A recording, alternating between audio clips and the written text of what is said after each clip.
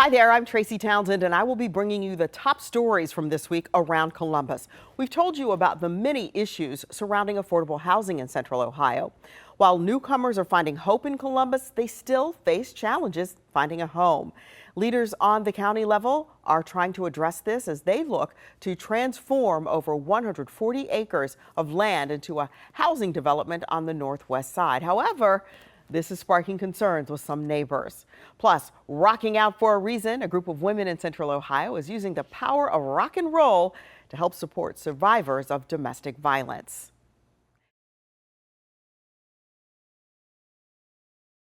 Judge Holbrook told me he screwed up when he gave Akeem Benjamin one more chance and in March sentenced him to community control. Well, today, Holbrook sent Benjamin to prison.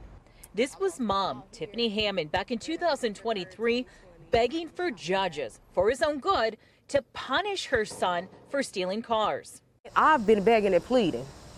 Please arrest him, lock him up, do something that's going to make him pay for the things that he's out here doing. A month after that interview, Benjamin was shot while trying to steal another car. Last May, he was arrested in back-to-back days in Whitehall for his role in stealing cars and ramming into an undercover detective's vehicle. In March, Judge Holbrook sentenced Benjamin to community control. And we're caught up into the game. Now, I was told by the prosecutor no one was hurt. That was important to me. If someone had been hurt, it had been a different decision. In July, Benjamin violated that probation by being kicked out of a program. It's time to grow up, man. Face life and realize we're a society. And was back in front of Judge Holbrook today. He can't get caught up in this crap he's been doing. This isn't a video game. Despite the judge's admonishments, Benjamin did not say anything in court. You and I talked last time when you gave him community release, and you said, I have hope for him. Mm-hmm. How'd that work out? Didn't work out well, did it? Here we are. Holbrook explained he sees a lot of teens like Benjamin in his courtroom, and he tries to set up programming so they don't return. He was frustrated Benjamin didn't take the last chance he was offered. Disappointed to see him come back. You try to give him guidance. You were in the courtroom. I talked to him at that time and explained what my expectations were. And didn't seem to work. Benjamin will now spend the next 9.5 years in prison. Big changes are coming to the Columbus City School budget. The board has to decide what they need to do in order to save about $50 million a year. The 5-year forecast for the financial future of Columbus City Schools doesn't look good. Expenses exceeded revenue last fiscal year to the tune of $22.4 million. We need to make a budget reduction sustainably and ongoing of $50 million a year. CCS Superintendent Dr. Angela Chapman says the $50 million reduction is shocking, but she says it's not unexpected. Given that the Ohio legislature continues to unconstitutionally underfund public education, and the federal government threatens holding back grants and diminished future public education funding. So what will the district cut? Dr. Chapman says they spend too much on operations, facilities, and transportation.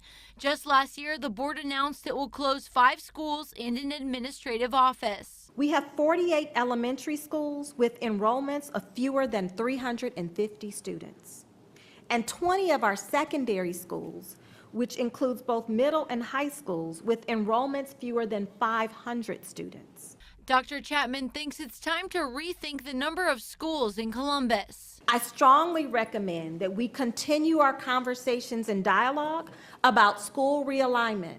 That includes looking at the number of facilities that we're managing and operating across the district. These decisions will be tough, but Dr. Chapman says she doesn't want it to negatively affect the students. Our goal is to manage reductions in a way that minimizes harm to students, preserves the quality of instruction, and maintains trust with our community. Nothing is official yet on what exactly will be cut. The full school board will need to discuss the issue. Reporting in Columbus, Tara Jabor, 10 TV News. Despite the time that has passed, this family is still working to dry out after that flash flooding. These are pieces they're hoping to salvage, but they also tell us, though that may look bad, the real damage is down those steps. A peek into Craig Bingham's basement used to be a walk down memory lane. Decorations from when I was a small child, Christmas decorations that my mom had given me. But these days, it's a damp, molded, and mildewed. Just worst nightmare scenario. The culprit? This flash flooding in late July. Good 3.5, 4 feet of water, just completely unexpected. He tells 10 investigates the recovery has been slow and painful as they catalog what can and can't be saved. Things that my wife held on to that were hers as a child, or her mom's, and it's just things you can't replace. Bigham estimates the damage is in the tens of thousands, and as he waits to see what insurance will cover to help them recover, he says the hits keep coming. On top of that, you're dealing with an issue with the well, right? The first day after the rains, the water was like brown and just didn't smell right. So my wife contacted the Fairfield County Health Department. They came out, tested our water. Our water came back positive for E. coli. Just can't do anything until we've cleaned the well, shocked the well, and make it safe drinking water again. And whose responsibility is that to do that? Right now it's going to be mine. Earlier this week, the governor actually authorized disaster relief for this area. To learn more about that program and who qualifies, you can head to our website, 10tv.com. In Lancaster, Rochelle Aline, 10TV News.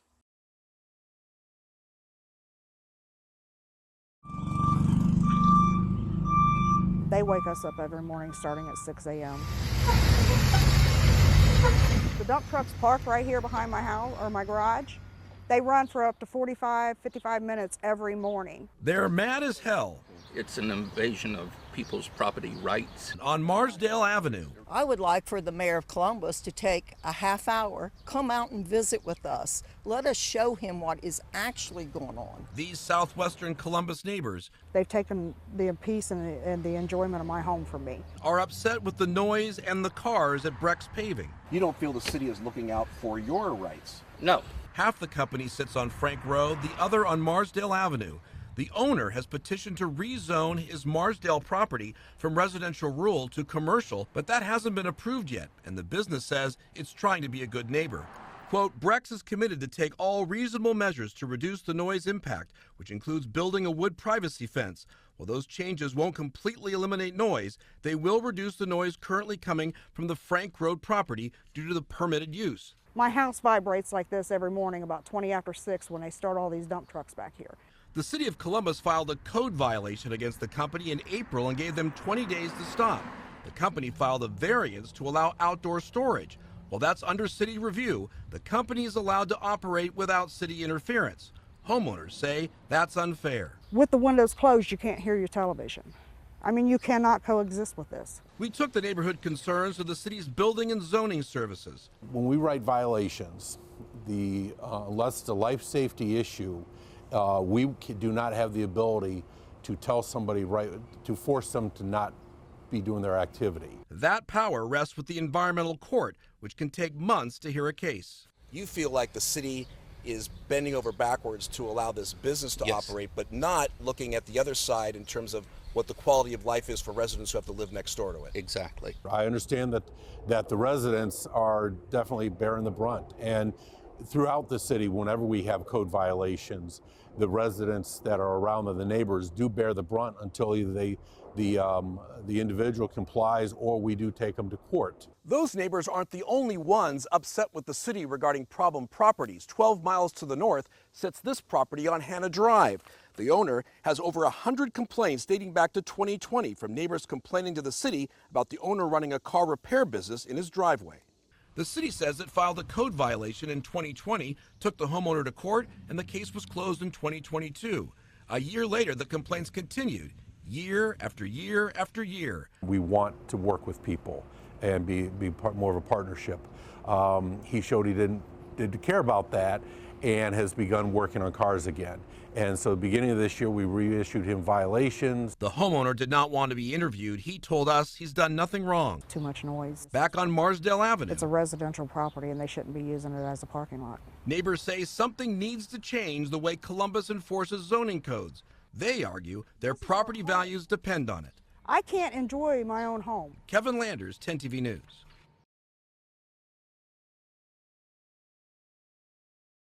I'm sure that Ms. Davis will want an answer sooner rather than later, but process still has to happen the way it's supposed to happen. Ohio Equal Rights co-chair Lise Regula is referring to Kim Davis. Davis is a former county clerk in Kentucky who refused court orders to issue same-sex marriage licenses in 2015 because of her religious beliefs. A federal jury ruled in favor of a gay couple against her. She filed an appeal this week in the U.S. Supreme Court. She's asking the justices to overturn the Obergefell v. Hodges decision, which legalized same-sex marriage. If Ms. Davis's case does go forward and is taken up by the Supreme Court and is used to overturn Obergefell, then we are back to a position where people who happen to fall in love with someone who is the same gender as they are do not have access to those same rights that a heterosexual couple does. Ohio Equal Rights will soon start collecting signatures for two proposed constitutional amendments. One would prohibit discrimination based on a long list of categories, including race, religion, and sexual orientation. The other calls for the repeal of Ohio's constitutional ban on same-sex marriage. Right now, marriage is defined in the Ohio Constitution as only between a man and a woman. In a statement in July, Stonewall Columbus Executive Director Denzel Porteous said, in Ohio, same-sex marriage would currently be illegal under our state constitution if not for the Supreme Court ruling. That means if Obergefell were overturned, we would see those rights vanish overnight. Regula believes it's critical to protect those rights. Anybody can marry the person that they love. Anybody can benefit from the privileges that come along with that marriage. We reached out to the Catholic Conference of Ohio for comment on the issue. A spokesperson pointed us to the Catholic teaching on marriage, which says in part, marriage is a lifelong, faithful partnership between a man and a woman. It is made for the good of the spouses and the procreation and education of children.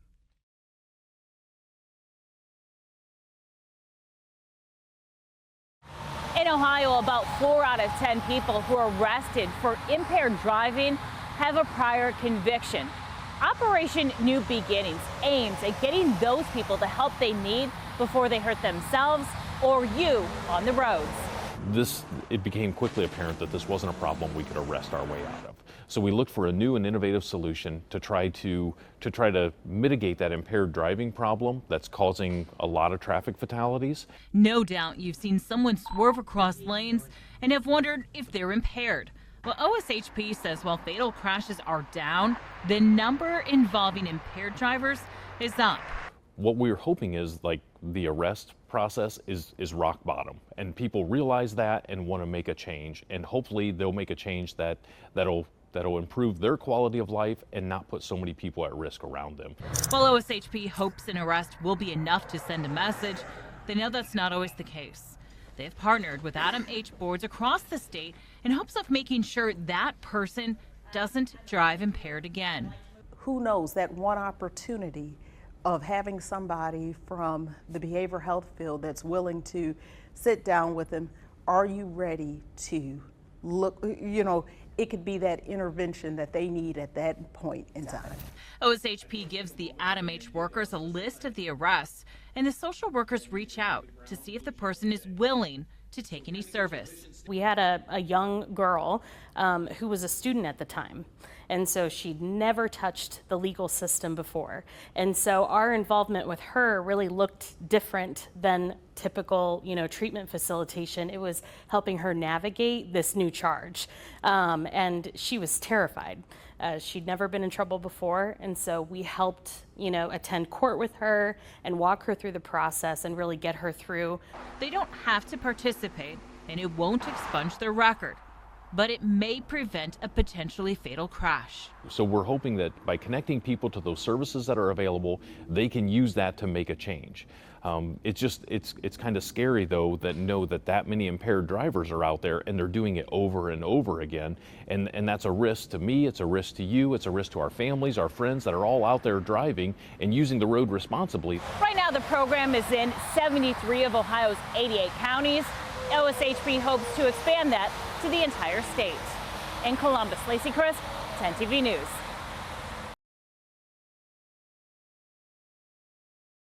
Rumpke says one of these fires is one too many, putting their employees and our first responders in serious danger. They're now pleading with residents to stop putting devices like old laptops, vapes, and even old cell phones in the recycling bin. So much of today's technology powered by lithium-ion batteries. What do we have over here?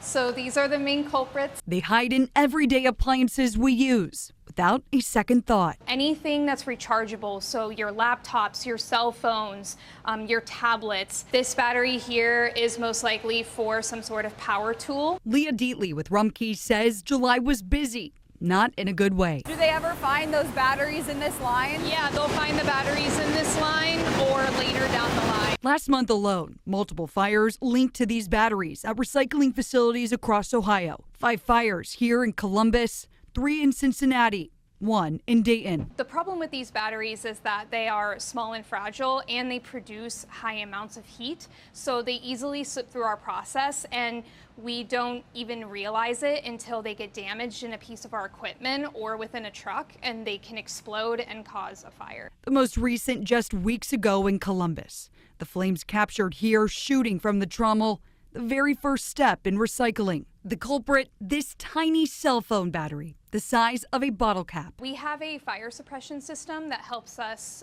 put out the fire, but we also do contact the local fire department. So the safety of our people, equipment, and first responders is our top priority. If you have devices that have lithium-ion batteries that you need to recycle, you can drop off those products at stores like Batteries Plus, Staples, Home Depot, even Lowe's. Or visit calltorecycle.com to find a drop-off location near you. We're separating the glass and cans, things like that. Fortunately, in these most recent fires, no one was hurt. But Rumpke warns if habits don't change, the next story could be very different. When we see these items, we take them where they need to go, but it does interrupt the recycling process. An unusual trend Rumpke is also noticing: bowling balls. They say they're averaging 5 bowling balls a week. And yes, those can be dangerous too. If you're ever questioning what can or cannot go in the recycling bin, just visit rumpke.com. For now, reporting in Columbus, Bryn Caswell, 10 TV News. Local nonprofit ETSS helps to resettle refugees, and they say so far they've helped 71 families make America their new home. But they say those housing issues have left many of those families in limbo. After escaping hunger and violence in the Democratic Republic of Congo, a local man who spoke to 10 TV anonymously says he spent the next 14 years waiting. I was in Kenya for long before I come here in the camp. Yeah, it was a refugee camp, right? Yeah, the life in the camp is difficult. That is until his American dream. When I come here, I was like in a dream. Came true last fall. But to his surprise, that dream also came with delays and isolation after he spent 3 months in a hotel waiting for a permanent place to live. What was that like? You don't go anywhere.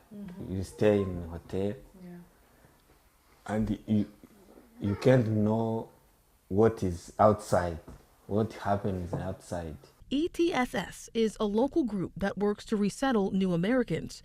And one leader, Diana Russell, says this issue is growing. Over the last 3 or 4 months, we had people in longer than we wanted. They have 3 months that they're with our organization, that we have the time to be able to do that in, and that is just not enough time. Russell adds that finding jobs for new Americans and getting them necessary documents is part of the delay. But she says the biggest roadblock is the lack of affordable housing in Central Ohio. It's not even affordable for some of our staff. You know, we have people who have full-time jobs who are homeless, and that's Americans and new Americans, so that's a major problem. And as the group advocates for better housing for all Americans, the man we spoke to says he's hoping to make good use of his dream. You want to open your own barber shop? Yeah. If I get the chance, I will be so happy for that. Yeah. That group also tells me between those lengthy hotel stays and cuts to federal funding, their budget has taken a hit, and they've actually had to cut staff to stay afloat. To learn more about their mission and ways to donate, head to our website, 10tv.com/featured links. In Columbus, Rochelle Aline, 10TV News.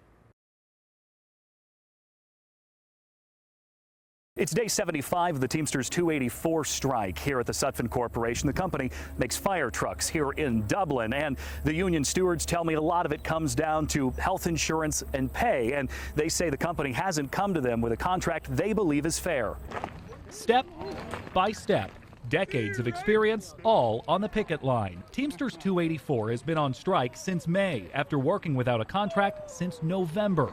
Josh Shreve has spent the last 2 decades making fire trucks. I never thought it would be this way. I mean, we put out quality trucks, bailed them out of some situations, and we didn't expect this. Union members are currently making strike pay, paid out by the union.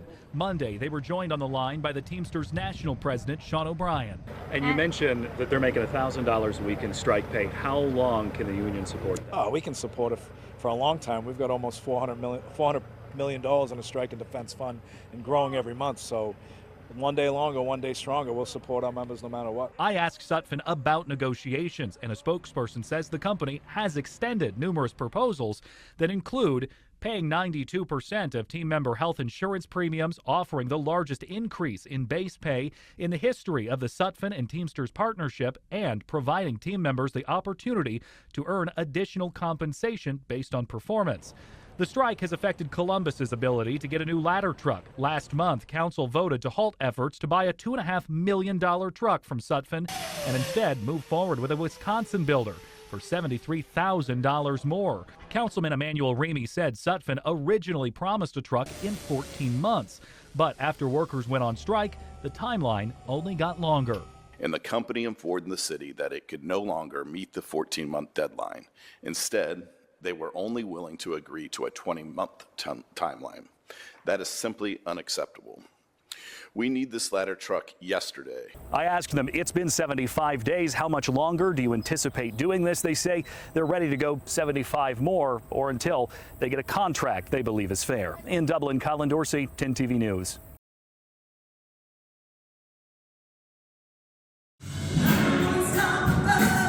Unstoppable and invincible. These are the feelings of empowerment this group of Central Ohio women who rock want to share. It's really difficult to be a woman in the music industry, not only on the large scale, but even in the local scale. And we all found that we really just needed that support. We needed that sisterhood. What started as a connection between women in music, evolving into a movement to support survivors of domestic violence. People started saying, yeah, I was a survivor of domestic violence, or my mom, in my case, my mom was a survivor of domestic violence. So it's almost like once you start having that conversation, people are less afraid to talk about it because they don't feel so alone. One of those women, Abigail Wilder. It's given me a purpose. It's given me a drive this year, and it's given me an opportunity to really help. Through this group, she's been able to give back to Choices, the organization that helped her escape domestic violence in 2015. It wasn't until really that I got an advocate, someone to really tell me it's not going to change, it's not going to get better, it's going to keep happening. That advocacy is why these women hit the stage Saturday night to rock for Choices. Each note and beat of the drum carrying deeper purpose. Honestly, it lets people know that we exist. You know, it really is very powerful to have somebody else speaking for us, because it really does give us that awareness that, hey, Choices is out here, we're here to help, and we want to help. The money raised on stage supporting the shelter, which houses close to 1,000 people every year, a number that's not expected to go down anytime soon. Awareness is important because domestic violence is on a rise. You know, it's continuing and it's not stopping. Women like Abigail hope this music is not only raising money, but guiding survivors to a way out. Love shouldn't hurt. There are people, there is a group of women who will help you. Rock for Choices 2025!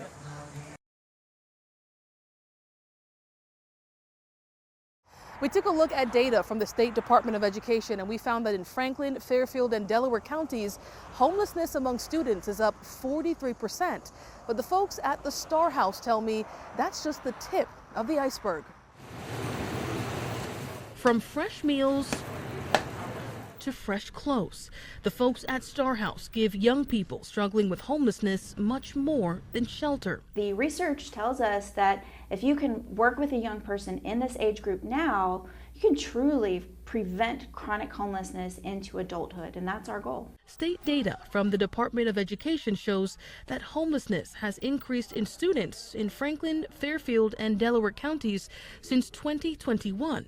But the Starhouse CEO, Ann Bischoff, tells 10 TV those numbers are just the tip of the iceberg. If a young person is homeless and able to attend school, that means that they're typically homeless with their family. There are thousands more young people in the course of a year who are homeless and alone. Last school year, Starhouse says they served 1,700 of the estimated 10,000 youth that find themselves in this situation in Franklin County every year. According to Bischoff, this issue is connected to disconnects with family or abuse at home. But she adds that a lack of affordable housing also plays a role. There are 4 people waiting for every 1 low-income unit that's available in this community, and while they're waiting, they need safe places to be. And she warns that dwindling federal funding sources will only make things worse without some innovation. I'm concerned, and this isn't hyperbole, that we are on the brink of a humanitarian crisis if we don't significantly and strategically shift the way that we're providing human services in our community. I also contacted the state's homeless education program coordinator to see if anything's being done to address this issue from a state level. So far, I have not heard back. In the meantime, to learn more about Starhouse and how you can help them, head to our website, 10tv.com/featured links. In Columbus, Rochelle Aline, 10 TV News. Watch this home security video. 4 people get out of a car and spread out. 3 suspects run to other houses, while another rustles through a car going through the center console. I'm still angry because I felt traumatized. In another video, they use flashlights to look into the cars. And my neighbor over here came over and said that someone had broken into my car and then my window was smashed. So of course, I had a little bit of a meltdown. At least 5 of the neighbors had car windows smashed out or their cars were rifled through. Cindy Snyder had to pay $600 out of her own pocket to get her window fixed. I don't know what they're looking for. My car was ransacked. The front seat was just covered in glass. We cannot turn a blind eye and say that it is not mostly juvenile offenders who are breaking into these vehicles, and they are specifically looking for firearms and weapons to go do future crimes. Columbus Police Sergeant James Fuqua says CPD is making arrests. Neighbors are frustrated. What is the Columbus Division of Police doing?